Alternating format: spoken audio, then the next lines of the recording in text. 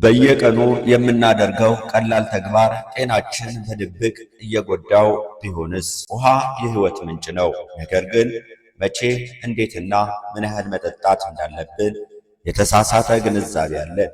በዚህ ቪዲዮ ውስጥ የትኞቹ የውሃ አጠጣጥ ልምዶች ጤናውን እንደሚጎዱ በሳይንሳዊ ማስረጃ እናያለን። በተጨማሪም ጤናውን የሚያሻሽሉት ወርቃማ የውሃ መጠጫ ህጎች አብረን እናያለን። ክፍል 1 የተሳሳቱ የውሃ አጠጣጥ መንገዶች። አንደኛ፣ ቆሞ ውሃ መጠጣት በሳይንስ እይታ። ቆመን ስንጠጣ ውሃው በከፍተኛ ፍጥነት ወደ ሆዳችን ስለሚገባ ሰውነታችን የመፍጨትና የማጥራት ሥራውን በአግባቡ አይሰራም። በተለይ ኩላሊታችን ውሃውን ለማጣራት የሚያስፈልጋቸውን ጊዜ አያገኙም። ይህ የረዥም ጊዜ ልማድ የመገጣጠሚያዎች ህመምና የአርትራይተስ ችግርን ሊያባብስ ይችላል። ሁልጊዜ ተቀምጠው በትንሽ ትንፋሽ ይጠጡ። ሁለተኛ፣ ከምግብ ጋር አብሮ ውሃ መጠጣት። በሚመገቡበት ጊዜ ውሃ እየጠጡ ከሆነ አሁኑኑ ያቁሙ። ሆዳችን ምግብን ለመፍጨት ኃይለኛ የሆኑ ሃይድሮክሎሪክ አሲዶችና ኢንዛይሞች ያመነጫል። ከምግብ ጋር ብዙ ውሃ ስንጠጣ እነዚህን አስፈላጊ አሲዶችና ኢንዛይሞች ያሟሟቸዋል። ይህ የምግብ መፈጨት ሂደትን ያዘገያል። ለሆድ መነፋት፣ ለልብ ቃጠሎና የተመጣጠነ ምግብን በአግባቡ ለመውሰድ መቸገርን ያስከትላል። ውሃ ሲጠጡ ከምግብ በፊት 30 ደቂቃና ከምግብ በኋላ 30 ደቂቃ ይውሰዱ። ሶስተኛ፣ ቀዝቃዛ ውሃ መጠጣት። ከሙቀት ጋር ተያይዞ ቀዝቃዛ ውሃ መጠጣት ጥሩ ይመስልም፣ ለሰውነታችን ግን አስቸጋሪ ነው። ቀዝቃዛ ውሃ ምግብን የሚፈጩ አካላትን እንዲጣበቁ ያደርጋል።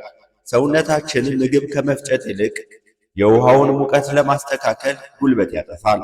በተጨማሪም በሰውነት ውስጥ ያሉ ቅባቶች ያደነድንና የምግብ መፈጨት አስቸጋሪ ያደርጋል። ከጊዜ በኋላ ይህ ሂደት ለሆድ መነፋት፣ ለሆድ ህመምና ለክብደት መጨመር ሊዳርግ ይችላል። ሁልጊዜ የሞቀ ወይም በከፊል ሙቀት ያለው ውሃ ይጠጡ። አራተኛ፣ ውሃን በፍጥነት መጠጣት። ውሃን በጣም በፍጥነት መጠጣት ምንም ጉዳት የሌለው ቢመስልም የውሃ መመረዝን ወይም ወተር ቶክሲቲ ሊያስከትል፣ ኩላሊቶን ከመጠን በላይ ሊጫንና የሆድ መነፋት እንዲሰማዎት ሊያደርግ ይችላል። ውሃን በቀስታ ይጠጡና በትክክለኛው መንገድ እንዲዋሃድ ይፍቀዱለት። አምስተኛ፣ ከመተኛት በፊት ውሃ መጠጣት። ብዙ ሰዎች በሌሊት ለሽንት የመነሳት ፍራቻ ስላላቸው ማታ ላይ ውሃ ከመጠጣት ይቆጠባሉ። ነገር ግን ከመተኛት በፊት ውሃ ለመጠጣት ማለት ሰውነቱ በአንድ ሌሊት መርዞችን ማጠብ አይችልም ማለት ነው። ይህ ደግሞ የምግብ መፈጨት መቀዛቀዝ፣ የኃይል ማጣትና የቆዳ ጤና መጉዳትን ያስከትላል። ሰውነቶ ተኝተው ሳለ መርዝ እንዲያስወግድ ለመርዳት ከመተኛት 1 ሰዓት በፊት 1 ብርጭቆ ውሃ መጠጣቶን አይዘንጉ። ስድስተኛ፣ የተሳሳተ የውሃ መጠን። ሰውነቶ በክብደቶ ላይ ተመስርቶ የተወሰነ መጠን ያለው ውሃ ይፈልጋል። በቀን ውስጥ ለእያንዳንዱ 1 ኪሎ ግራም የሰውነት ክብደቶ ከ30 እስከ 40 ሚሊ ሊትር ውሃ ይጠቀሙ።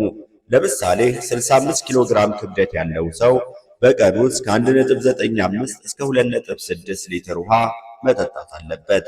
ሁላችሁም የራሳችሁ ክብደት በመመዘን በ30 እና በ40 ሚሊ ሊትር በማባዛት በቀን ውስጥ መጠጣት ያለባችሁ መጠን ታውቃላችሁ። ባላችሁ ክብደት መጠን በቀን ውስጥ መጠጣት ያለባችሁን የውሃ መጠን አስዘንጉ። በክፍል 1 የተሳሳቱ የውሃ አጠጣጥ መንገዶች አይተናል። እነዚህ የተሳሳቱ የውሃ አጠጣጥ መንገዶች በአዎንታዊ የውሃ አጠጣጥ ህጎች ቀይረን በክፍል 2 እናያለን። ክፍል 2 አዎንታዊ የውሃ መጠጣት ህጎች። አንደኛ፣ ጠዋት በባዶ ሆድ ቢያንስ ከ1 እስከ 2 ብርጭቆ ውሃ መጠጣት የሰውነቶን የውስጥ ባትሪ ይሞላል። ከሌሊት እንቅልፍ በኋላ ሰውነታችን ያጠፋውን ፈሳሽ እንዲመለስ ይረዳል። መርዛማ ነገሮች ከሰውነት ያስወግዳል።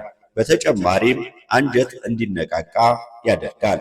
ሁለተኛ፣ ቀኑን ሙሉ ትንሽ ውሃ መጠጣት። በአንድ ጊዜ ብዙ ውሃ ከመጠጣት ይልቅ ቀኑን ሙሉ ትንሽ እየወሰዱ ይቆዩ። ይህ ሰውነት ውሃውን በትክክል እንዲጠቀምበትና ኩላሊቶች እንዲያጣሩት ጊዜ ይሰጣል። ከድርቀት ይልቅ ትክክለኛ እርጥበት ያገኛሉ። ሶስተኛ፣ ሰውነቶ የሚነግሮትን ያዳምጡ። ጥማት ሲሰማዎት አይጠብቁ። ጥማት ማለት ሰውነቶ ቀድሞውንም ከድርቀት ጋር ተፋጧል ማለት ነው። ሳይጠማዎት ውሃ መጠጣቶን አይዘንጉ። አራተኛ፣ ከመጠን በላይ ከመጠጣት መቆጠብ። ውሃ መጠጣት ጥሩ ነው ብለው ከመጠን በላይ አይጠጡ። ሃይፖናትሬሚያ ሊያጋጥሙት ይችላል። ይህ በደም ውስጥ ያለው የጨው መጠን የሚቀንስበት አደገኛ ሁኔታ ነው። ውሃ መጠጣት ቀላል ነው፣ ነገር ግን በትክክል ከተደረገ ጤናውን ከፍ ያደርጋል። ዛሬውኑ ተቀምጦ ለብ ያለና በጊዜ ተከፋፍሎ የመጠጣት ልምድ ይጀምሩ። ይህ ቪዲዮ ጠቃሚ ሆኖ ካገኙት ላይክ ያድርጉት። ጓደኛዎ እንዲያውቁት ሼር ያድርጉ። ሌሎች ጠቃሚ ቪዲዮዎች እንዲደርሶት ሰብስክራይብ ያድርጉ። በቀጣይ ቪዲዮ እስክንገናኝ ቸር ይቆየን።